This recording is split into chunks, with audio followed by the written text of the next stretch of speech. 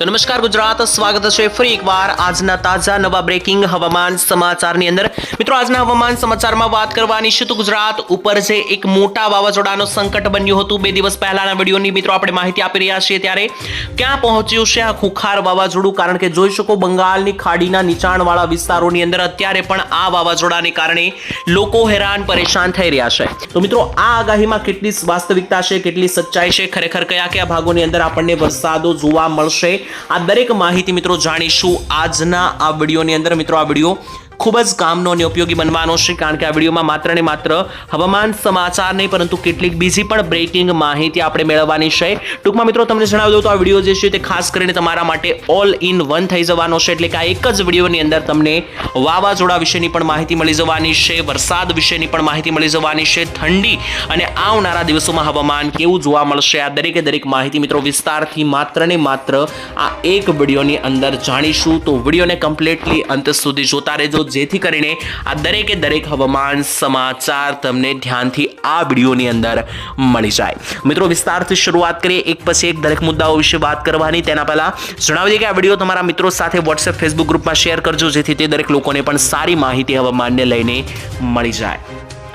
તો સૌથી પહેલા મિત્રો વાવાઝોડા વિશે વાત કરી લે તો 2 દિવસ પહેલા પણ મેં તમને માહિતી આપી હતી કે ખુખાર ચક્રવાત અત્યારે બંગાળની ખાડીથી નીચાણવાળા વિસ્તારોમાં અત્યારે એક નવું રૂપ લઈ રહ્યું છે। તમે જોઈ શકો અહીંયા રિંગ બનતી તમને જે દેખાઈ રહી છે તે વાવાઝોડું અત્યારે બની રહ્યું છે, તેને લઈને જ હવામાન જાણકારોએ પણ આગાહી આપી દીધી છે। અને આ જ ચક્રવાત અત્યારે દક્ષિણીય વિસ્તારોની અંદર બન્યું છે, એટલે કે દક્ષિણ ભારતથી નીચેના વિસ્તારોમાં બન્યું છે।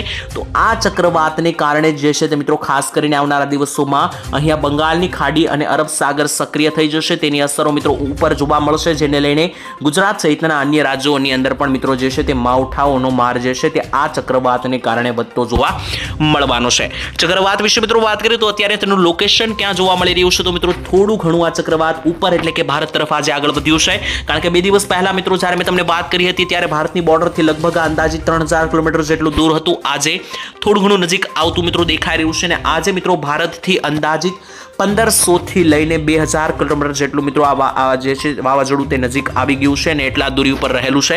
તો મિત્રો આપને જણાવી દઈએ કે અત્યારે મિત્રો કયો સિનારીઓ બની રહ્યો છે। તો અત્યારે મિત્રો મોટા ચાન્સ એવા દેખાઈ રહ્યા છે કે આ વાવાઝોડું જે છે તે ખાસ કરીને આ બાજુ બંગાળની ખાડી તરફ જતું રહે, એટલે કે જો મિત્રો આ વાવાઝોડું ઉપર ચાલીને બંગાળની ખાડીમાં આવ્યું તો તેની અસર આસપાસના દરેક વિસ્તારો એટલે કે અરબ સાગર સુધી મિત્રો તેની વિસ્તારો જે છે તે જોવા મળશે અને ભારતના અન્ય રાજ્યોની અંદર પણ તેની અસરો જોવા મળશે।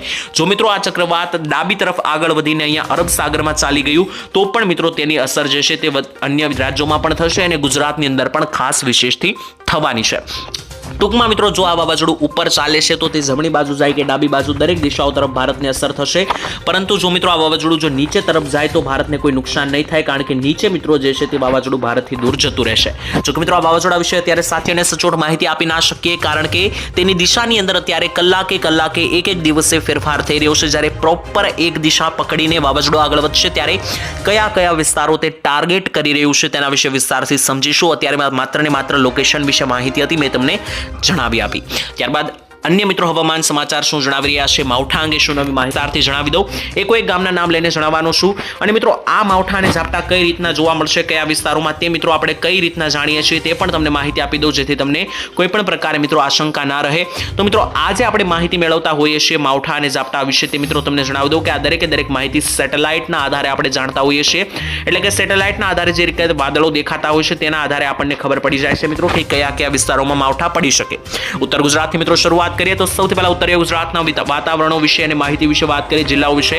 તો ઉત્તર ગુજરાતની અંદર વિસ્તારો જોઈ લે વાદળો વિશે, તો મિત્રો જોઈ શકો હિંમતનગરથી લઈને વડનગરના વિસ્તારો, તેની સાથે મહેસાણા, મોઢેરા, ચાણસમા, પાટણ, સિદ્ધપુર, હારીજ, રાધનપુરના વિસ્તારોથી લઈને ઉપર મિત્રો જોઈ શકો કે દિયોદર, ભાટસણના વિસ્તારો, ડીસા પંથકના વિસ્તારો, થરાદ, ધાનેરાના વિસ્તારો અને અન્ય મિત્રો પાલનપુર સહિતના વિસ્તારોથી લઈને ખેડબ્રહ્મા, અંબાજી, આબુ, સાબરકાંઠા, બનાસકાંઠા, આ દરેકે દરેક ભાગોની અંદર મિત્રો તમે જોઈ શકો કે સારી વાદળીય સિસ્ટમ બની ગયેલી જોવા મળી રહી છે, જેને લઈને આ વાદળોને કારણે આ ભાગોની અંદર માવઠા ઝાપટા પડતા આપણને જોવા મળી શકે છે। ત્યાંથી મિત્રો હવે આગળ આપણે વરસાદની સિસ્ટમો વિશે જાણી લઈએ તો મધ્ય ગુજરાત વિશે વાત કરી લઈએ કે મધ્ય ગુજરાતની અંદર કયા કયા વિસ્તારોની અંદર આ ઝાપટા અને માવઠાઓ જોવા મળી જાય. મધ્ય ગુજરાતની અંદર પણ કોઈ એક જિલ્લાઓની અંદર જોઈ શકો કે ખાસ કરીને કાળા ડિબાંગ વાદળો ઘેરાઈ રહ્યા છે, જેને લઈને આ વિસ્તારોમાં પણ આપણને ઝાપટા અથવા તો માવઠાઓ પડતા જોવા મળી શકે. વિસ્તારો વિશે જોઈ લઈએ તો દાહોદ બાજુના વિસ્તારોથી લઈને મહીસાગર, દાહોદ, જાહલોદ, પીપલોદ, ગોધરા, બાલાસિનોર, લુણાવાડાના વિસ્તારો, તેની સાથે સાથે કપડવંજના વિસ્તારો, ડાકોર, નડિયાદ, અમદાવાદ, મહેમદાવાદ, બાપુનગર, ધોળકાના વિસ્તારોથી લઈને ઉપર વિરમગામ અને આણંદ સહિતના મધ્ય ગુજરાતના વિસ્તારોની અંદર ખાસ કરીને જોઈ શકો મિત્રો કે સારી કક્ષાના વાદળો અહીંયા જામતા જોવા મળી રહ્યા છે, જેને લઈને આ દરેક ભાગોની અંદર મિત્રો આ સિસ્ટમો જે છે તે બની શકે અને માવઠા અને ઝાપટા જોવા મળી શકે વાદળોને કારણે. ત્યાંથી મિત્રો આગળ વધી જઈએ અને વાત કરી લઈએ દક્ષિણીય ગુજરાત વિશે. તો દક્ષિણીય ગુજરાતમાં જોઈ શકો કે સુરત ઉપરના વિસ્તારોની અંદર વાદળો દેખાઈ રહ્યા છે 31 તારીખની આસપાસ, જેમાં વિસ્તારો જોઈ લે તો જોઈ શકો કે સુરતથી લઈને ઉપર મિત્રો ઓલપાડના વિસ્તારો, ત્યાંથી ઉપર મિત્રો આગળ વધીએ તો કોસંબાના વિસ્તારોથી લઈને વાંકાળ, ભરૂચ, ઉમરપાડા, ડેડિયાપાડા, દહેજના વિસ્તારો, તેની સાથે અંકલેશ્વર, ભરૂચની ઉપર મિત્રો કરજણ, જંબુસર, વડોદરાના વિસ્તારો, ત્યાંથી ઉપર ચાંપાનેર, બોડેલી, છોટાઉદેપુર, બોરસદ, ખંભાત, તારાપુર, આ જે મિત્રો દરેક દક્ષિણીય ગુજરાતનો મિત્રો આ ત્રિકોણાકાર પટ્ટો છે, તો આ દરેક ભાગો ઉપર મિત્રો જોઈ શકો કે સારી કક્ષાના વાદળોની હેરફેર થઈ રહી છે, જેથી આ વાદળો જો મિત્રો વરસશે તો માવઠાઓ આ વિસ્તારોમાં પણ બની શકે છે. ત્યારબાદ મિત્રો હવે અંતમાં આપણે વાત કરી લઈએ સૌરાષ્ટ્રને લઈને કે શું કહી રહ્યું છે સૌરાષ્ટ્રનું વાતાવરણ.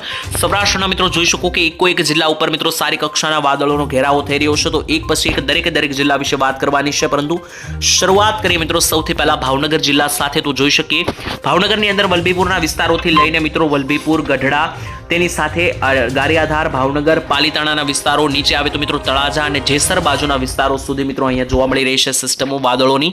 ત્યાંથી પણ આગળ વાત કરીએ અમરેલી જિલ્લાની અંદર તો અમરેલીમાં બાબરાના વિસ્તારોથી લઈને મિત્રો નીચે આવીએ તો લાઠીના વિસ્તારોથી લઈને દેવરાજ્યા, લુંઘાણિયા, ચિત્તલ, દેરડી, બગસરા, કુંકાવાવના વિસ્તારો, નીચે જોઈ લઈએ તો સાવરકુંડલાના વિસ્તારો, ધારી, ખાંભા, રાજુલા, લીલિયા લાગુના વિસ્તારો સુધી મિત્રો જે છે તે અમરેલી જિલ્લાની અંદર અહીંયા વાદળોની હેરફેર જોવા મળી રહી છે. ત્યાંથી આગળ જુનાગઢ અને ગીર સોમનાથ જિલ્લાની વાત કરીએ તો રાજુલા બોર્ડરથી લઈને તુલસીશામ, કોડીનાર, વેરાવળ, માંગરોળ, કેશોદ, વિસાવદરના વિસ્તારો, તેની સાથે સાથે તાલાળા, સાસણગીર, ગીરના જંગલો, તુલસીશામના વિસ્તારો, ઉપર મિત્રો આવીએ તો માણાવદર, મુલિયાસાના વિસ્તારો, બિલખા, જુનેજ અને મેંદરડા સુધીના ભાગો સુધી મિત્રો જુનાગઢ અને ગીર સોમનાથની અંદર આપણને જે છે તે વાદળો અહીંયા જોઈ શકો કે સેટેલાઇટના માધ્યમથી ઊંચી કક્ષાએ જોવા મળી રહ્યા છે. ત્યાંથી આગળ વધીએ દરિયાકાંઠે વાત કરીએ તો દરિયાકાંઠાની અંદર પણ અહીંયા પોરબંદરથી લઈને કુતિયાણા, ભાણવડ, શિશલીના વિસ્તારો, ઉપર મિત્રો જોઈએ તો ભાટિયા, તેની સાથે સાથે ખંભાળિયા અને લાલપુર સુધીના વિસ્તારો સુધી સારી કક્ષાના વાદળો છે. જો કે મિત્રો દ્વારકા અને પોરબંદરમાં વાદળો જે છે તે ખૂબ જ ઊંચા પ્રમાણમાં ઊંચા લેવલ ઉપર છે, જેથી ત્યાં મિત્રો વરસાદ જે છે તે આ વાદળોના આધારે આપણે પૂરેપૂરી ગેરંટી ના આપી શકીએ, પૂરી માહિતી ના આપી શકીએ, કારણ કે વિસ્તારોમાં અમુક વિસ્તારમાં જોઈ શકો મિત્રો કે વાદળ જોવા નથી પણ મળી રહ્યા, જેથી પોરબંદર અને દ્વારકામાં વરસાદની શક્યતાઓ ઓછી બની શકે છે. આગળ વધીએ જામનગર જિલ્લા તરફ અને મોરબી જિલ્લા તરફ વાત કરીએ તો લાલપુરથી લઈને કાલાવાડ, જામનગર, ધરોલ, સાવડી, વાંકાનેરના વિસ્તારો, મોરબીના વિસ્તારો, થાણગઢ, ચોટીલા, નવલખી, માલીવાના વિસ્તારો, હાલવડ, ધાંગધ્રા, આ દરેક જે મિત્રો પૂરેપૂરો જે દરિયાકાંઠાનો પટ્ટો છે ત્યાં પણ મિત્રો સારી કક્ષાના વાદળો.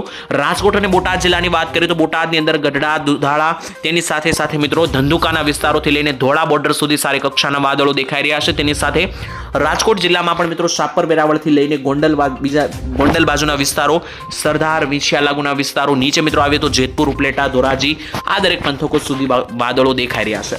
મિત્રો સૌરાષ્ટ્રની માહિતી પણ અહીંયા પૂર્ણ થાય છે. કચ્છની વાત કરીએ તો કચ્છમાં અત્યારે કોઈ મોટા વાદળોની ચહેલપરમી જોવા નથી મળી રહી. આવનારા દિવસોમાં કચ્છ સુધી મિત્રો કોઈ વાદળની સિસ્ટમ પહોંચશે તો તેના વિશે ડિટેલમાં વિડીયો બનાવીને વાત કરીશું.